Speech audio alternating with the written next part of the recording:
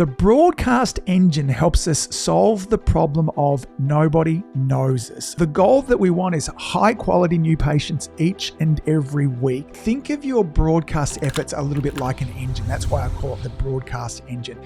And if one cylinder is misfiring, the whole thing is going to end up running rough and sometimes doesn't run at all. Now, to build consistent visibility, to build that know, like, and trust, your broadcast engine needs to have 3 cylinders firing. So we need to have owned media, rented media, and borrowed media. Now, each one of these plays a slightly different role in helping your community to get to know you, like you, and trust you. So I want you to ask yourself now, which of these cylinders is firing best for you right now?